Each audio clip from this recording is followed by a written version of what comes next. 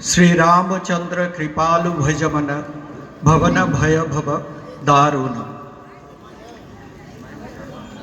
प्राय 8000 বছর, 7.5 থেকে 8000 বছর। বর্তমানে কলিযুগেরই বছর বয়স 5100 পার। তার আগে দ্রাপর, তার আগে ত্রেতা। এতদিন আগেকার একজন রাজা যখন সম্ভবত পৃথিবীর অন্য কোনো স্থানে কোনো সিভিলাইজ সোসাইটি গড়ে ওঠেনি, কোনো উন্নত সভ্যতা গড়ে ওঠেনি, তখন ভারতবর্ষে যে উন্নত সভ্যতা ছিল তার মধ্যে তাদের সেই বংশ পরম্পরার মধ্যে একজন জন্মগ্রহণ করেছিলেন, তিনি শ্রী রামচন্দ্র।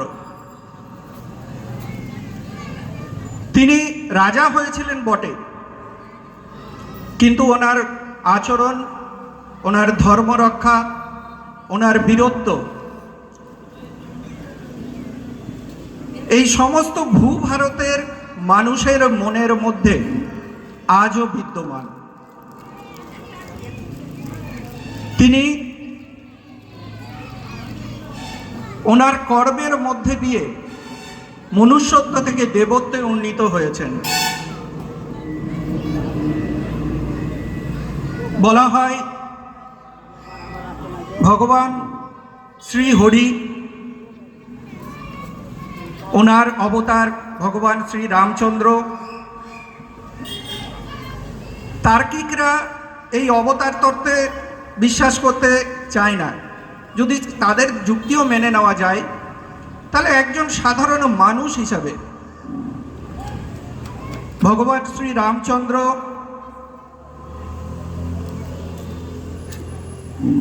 বিশ্বের সামনে কি উদাহরণ রেখে গেছেন? একজন আদর্শ পুত্র, আদর্শ স্বামী, আদর্শ যোদ্ধা, ধর্মবীর, ন্যায়পরায়ণ এবং প্রজারঞ্জক শাসক হিসাবে নিজের পরিচয় রেখেছেন। এত বছর আগের একজন রাজা, কিন্তু তিনি তার কাজের মাধ্যমে এমন উদাহরণ রেখে গেছেন যে এত বছর পরেও আমরা ভারতীয় মানুষেরা ওনাকে স্মরণ করি, ওনার জন্মদিনকে আমরা উৎসব হিসেবে পালন করি। আগামীকাল শ্রী রামচন্দ্রের জন্মদিন। এই ভূভারতের প্রায় প্রতিটি গ্রামে গঞ্জে পল্লীতে পালিত হবে। সম্পূর্ণ ভারতবর্ষ ওনার নামে একত্রিত। সম্পূর্ণ হিন্দু সমাজ ওনার আগমনের এই দিনটি উদযাপন করার জন্য সারা বছর প্রতীক্ষা করে থাকে। হিন্দু সমাজের সমস্ত সনাতনীরা, আমরা যারা আজ বিভিন্ন পরিস্থিতির মধ্যে দিয়ে যাচ্ছি, আমার পূর্ববর্তী বক্তা তার কিছু উল্লেখ ওনার গুরুত্বপূর্ণ বক্তব্যের মধ্যে রেখেছেন। তার মধ্যেও আমরা আমাদের যে আশা, যে ভরসা, যে বীরত্বের প্রকাশ বা মনের সাহস খুঁজে পাই, তা ভগবান শ্রী রামচন্দ্রের মধ্যে দেখতে পাই। খুব সাধারণ ব্যক্তি ছিলেন, খুব বাড়িয়ে নিজেকে দেখাতেন না, কিন্তু সবার প্রতি সদয় ছিলেন। দক্ষিণ ভারতে যখন যাচ্ছেন তখন সাধারণ এক ব্যাধের সঙ্গেও তিনি আর ভাইয়ের সখ্যতা পালন করেছেন। শবরী দেবীর এঁঠো ফল খেয়েছেন, তাকে মাতা হিসাবে সম্মান দিয়েছেন। ঠিক এই রকম কোমলমতি একজন ব্যক্তি যখন দেখলেন দুর্দণ্ড প্রতাপ,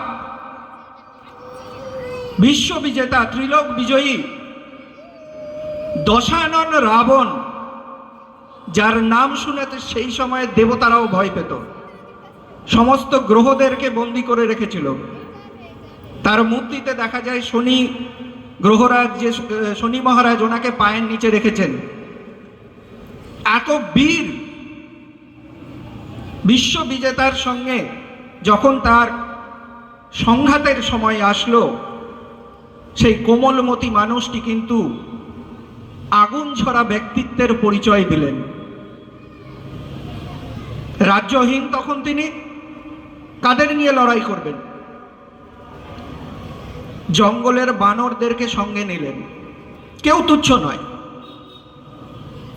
সমাজের অন্তঃ শ্রেণীর মানুষ থেকে শুরু করে সমাজের সর্বোচ্চ শ্রেণীর মানুষ, প্রত্যেকে আমরা প্রত্যেকের তরে, প্রত্যেকের নিজস্ব কাজ আছে, প্রত্যেকের নিজস্ব ভূমিকা আছে। তারা সেই জায়গাতে দাঁড়িয়ে তার নিজের কাজটুকু করলে সম্পূর্ণ সমাজ উপকৃত হয়। ঠিক সেইভাবেই উনি রাজা। প্রজা ছাড়া রাজা কিন্তু মূল্যহীন, আবার রাজা ছাড়া প্রজাও মূল্যহীন। ঠিক সেই রকমই উনি ছোট ছোট গোষ্ঠী বানর সেনাদেরকে নিয়ে গড়ে তুললেন এক অমিত বলশালী সেনাবাহিনী। রাবণ বিশ্ববিজেতা, দেবতারা তাকে ভয় পায়। তার ছেলে ইন্দ্রকে মেরে এসেছে। এই রকম একজন ব্যক্তি যখন দম্ভে মূঢ় হয়ে গেছেন, তিনি পাপ কাজ করলেন। তিনি ভাবলেন আমার উপরে কে, আমি যা করব সেটাই শেষ কথা, আমার থেকে বড় বীর কেউ নেই, আমার থেকে বড় জ্ঞানী কেউ নেই, শিবের আশীর্বাদ পেয়ে আমি অমর। তাই তার মধ্যে অহংকার জন্মালো এবং তিনি প্রকৃতির নিয়ম ভুলে গেলেন এবং অন্যায় কাজ করলেন। ভগবান শ্রী রামচন্দ্র মাতা সীতাকে যখন খুঁজতে খুঁজতে জানতে পারলেন যে রাবণ তাকে হরণ করেছেন, অন্য কোনো রাজা হলে হয়তো ভাবলো আরে বাপরে, একে তো হারানো সম্ভব নয়, এর সঙ্গে লড়াই করতে গেলে মৃত্যু অবধারিত। কিন্তু রাজা রাম কি বললেন যে আমার বর্তমানে সেনা না থাকতে পারে, আমি হীন রাজ্য হতে পারি, কিন্তু মাতা সীতাকে দেওয়া তার যে বচন যে তোমাকে রক্ষা করার দায়িত্ব আমার, উনি কিন্তু তার থেকে একবারের জন্য ফিরে তাকাননি। অন্যায় হয়েছে, তার প্রতিকার করতে হবে। কিভাবে করতে হবে? তার রাস্তা খুঁজে বার করতে হবে। পরিস্থিতি যেমনই হোক, পরিশ্রম করে তাকে নিজের অনুকূলে আনতে হবে। সমস্ত কথাগুলো আমাদের সমাজের জন্য কিন্তু প্রত্যক্ষভাবে খাটে। উনি ওনার জীবনের কার্যপদ্ধতির মাধ্যমে সমস্ত বিষয়গুলো দেখিয়ে দিয়েছেন। সব সময় পরিস্থিতি অনুকূল হয় না, কিন্তু সেই পরিস্থিতিকে অনুকূল করার জন্য যা যা প্রয়োজনীয় তা তা করতে হবে। উনি অন্য কাউকে দোষ দেননি যে আমি তো রাজ্য ছেড়ে চলে এসেছি, আমার ভাইয়ের জন্য রাজ্য ছাড়া আমি এখন কি করব। উনি বুঝেছেন আমার যা সাধ্য আছে, যা সামর্থ্য আছে, যা কিছু আমার কাছে আছে, আমাকে সেখান থেকে শূন্য থেকে শুরু করতে হবে। সেই শূন্য থেকে শুরু করার জন্য যা যা করণীয় সঙ্গে ভ্রাতা লক্ষ্মণকে নিয়ে শুরু করলেন, মানুষকে সংগঠিত করলেন। সবাই ধর্মপ্রাণ ধার্মিক ব্যক্তির ধার্মিক কারণে যে সংগ্রাম, সেই ধর্মযুদ্ধে মানুষ তার পাশে দাঁড়ালো। তিনি মানুষকে বোঝালেন যে আমার যে প্রয়োজন, আমি কেবলমাত্র মাতা সীতাকে উদ্ধার করছি না, রাবণের বহু কাজ ছিল, বহু অন্যায় ছিল, তারও নাশ হবে। তার জন্য কে সামর্থ্যবান? ভাবুন, নিজেকে ভাবুন একবার সেই জায়গাটাতে। একজন সাধারণ, উনিও তো সাধারণ মানুষ হিসাবেই এসেছিলেন, হতে পারে দৈবীয় অংশ, কিন্তু যখন ছিলেন সাধারণ মানুষ হিসাবে তিনি ভাবলেন আমাকে কাজ শুরু করতে হবে। প্রথম দিন থেকে কাজ শুরু করা, সেই কাজ শুরু করা, প্রথম কার্য সংগঠন। সেনাবাহিনী তৈরি মানে সংগঠন। তার জন্য যা যা করণীয় তিনি করলেন, সেনাবাহিনী গঠন করলেন। এবার আমাকে যেতে হবে লঙ্কায়, লঙ্কায় যুদ্ধ করতে হবে। তার জন্য আসলো রাম সেতু গঠন, রাম সেতু টেকনোলজি। আমরা আজকে ব্যবহারিক দিক থেকে দেখি বিভিন্ন কাজে আমাদের বিভিন্ন রকমের জিনিস দরকার পড়ে, সেই সময়ের যে কারিগরি বিদ্যা বা টেকনোলজি, তার মাধ্যমে রাম সেতু তৈরি হলো। এবং অন্ততঃ লঙ্কা আক্রমণ, লঙ্কায় আক্রমণ কালে লঙ্কায় কি বিভৎস বিভৎস রাক্ষস ছিল, তারা কিন্তু সাধারণ নয়। আমরা রামায়ণে শুধু দেখি এই গেল যুদ্ধ করলো, তাদের মেরে দিল, চলে আসলো, এরকম নয়। কিন্তু লঙ্কায় প্রচুর বীর রাবণের সেনা ছিল। রামায়ণে তার উল্লেখ আছে, রামায়ণে তাদের বিভিন্ন বর্ণনা আছে। রামায়ণে তারা কি কি বীর, কার কি কি বিশেষত্ব, তারও উল্লেখ আছে। সেই যারা এক একজন এক একটা যুদ্ধ জয় করতে পারে, এই রকম বীর সেনাদের সঙ্গে ভগবান শ্রী রামচন্দ্রের সেনার যুদ্ধ শুরু হলো। কিন্তু রামচন্দ্রের সেনার মধ্যে বিশেষত্ব কি ছিল? এ হচ্ছে ধর্মের সেনা, এ হচ্ছে ন্যায়ের সেনা। রামচন্দ্র যে কারণে আক্রমণ করেছিলেন সেটা ব্যক্তিগত স্বার্থ শুধুমাত্র নয়, উনি ন্যায় প্রতিষ্ঠার জন্য করেছিলেন। ব্যক্তিগত স্বার্থ আমরা দেখতে গেলে বলতে পারি যে সীতামাতা ওনার স্ত্রী ছিলেন, ওনাকে উদ্ধার করার জন্য, কিন্তু তার সঙ্গে সঙ্গে ধর্ম প্রতিষ্ঠাও। অন্যায় হয়েছে তার প্রতিকার করতে হবে, আর যেন তেন প্রকারণে করতে হবে। সেই জেদ থেকে, যে অন্যায় হয়েছে তার প্রতিকার করতে হবে, এই বিশ্বাস, সংকল্প এবং সেই জেদ, এই নিয়ে বিশ্ব বিজেতা, ত্রিলোক বিজয়ী রাবণের সঙ্গে লড়াইয়ে সম্মুখ সমরে অবতীর্ণ হলেন। ধর্মাত্মা বিভীষণ, বিভীষণকে অনেকে ভাতৃঘাতী বলে, কিন্তু তার অন্য দিকটাও আছে। তিনি ধর্মাত্মাও ছিলেন, তিনি বুঝতে পেরেছিলেন যে রাবণ যা করছে তা মোটেও ন্যায়সঙ্গত নয়, আর যা ন্যায়সঙ্গত নয় তার সঙ্গে মানুষের থাকা উচিত নয়। তাই আমি এখানে বিভীষণকে ধর্মাত্মাও বলবো। তিনি শ্রী রামচন্দ্রের কাছে আসলেন, রাবণ দ্বারা প্রতারিত হলেন, শ্রী রামচন্দ্রের কাছে আসলেন এবং রামচন্দ্র তাকেও আলিঙ্গন করে নিলেন, নিজের ভাইয়ের মতো করে নিলেন এবং একসঙ্গে যুদ্ধ হলো। সেই ভয়ঙ্কর যুদ্ধ, তার বর্ণনা আমরা রামায়ণে পড়েছি, আমরা টিভিতেও দেখেছি, বিভিন্ন যে সিরিয়ালগুলো হয়ে থাকে সেখানে দেখেছি। সেই ভয়ঙ্কর যুদ্ধে ভগবানরাও, দেবতারাও ওপর থেকে দেখছেন যে কি হয় কি হয়। শ্রী রামচন্দ্র বনবাসী, সে কিন্তু রাজা নয় তখন। তার সামর্থ্য কি? তীর ধনুক।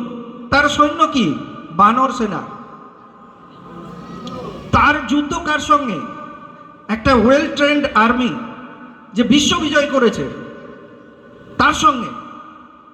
রাবণ যদি, আজকে ভেবে দেখুন, আজকে আপনার সামনে কেউ 10 মাথা নিয়ে এসে দাঁড়িয়ে গেল, তো প্রথমে তো ভয়েই তো অর্ধেক শুকিয়ে যাবে মানুষ। সেই 10 মাথাধারী রাবণ সামনে দাঁড়িয়ে আছে, তার সঙ্গে যুদ্ধ। এইটা হচ্ছে শ্রী রামচন্দ্রের কারেজ, এইটা হচ্ছে শ্রী রামচন্দ্রের নিষ্ঠা, প্রতিজ্ঞা। আমি অন্যায়ের সংহার করব। অন্যায় করেছে রাবণ, হতে পারে পণ্ডিত, হতে পারে রাজা, হতে পারে অনেক কিছু, কিন্তু সে অন্যায় করেছে, আমার প্রতি করেছে, আমার স্ত্রীর প্রতি করেছে, ধর্মের প্রতি করেছে, তার বিনাশ হতেই হবে। আর সেই প্রতিজ্ঞা নিয়ে ভগবান যখন যুদ্ধ করলেন, দেবতারাও আশীর্বাদ দিলেন, ওনাকে রথ প্রদান করলেন, সেই রথে করে যুদ্ধ করলেন এবং বিজয়শ্রী প্রাপ্ত হলেন। ভগবান বিজয়ী হলেন, পৃথিবীতে শান্তি নেমে আসলো। আর এই মহান ঘটনাকে সম্পূর্ণ ভারতবর্ষ তথা বিশ্বের বিভিন্ন জায়গায় আগামী দিনে শ্রী রামচন্দ্রের এই মহানায়কের জন্মদিন পালন করা হবে। আমরা প্রত্যেকে মালদার মানুষ যারা, আমাদের অনেকে বলে যে শ্রী রামচন্দ্রের সঙ্গে বাংলার নাকি সম্পর্ক নেই, বহিরাগত। কিন্তু শ্রী রামচন্দ্র বহু প্রাচীনকাল থেকেই বাংলায় অবস্থিত। কিভাবে?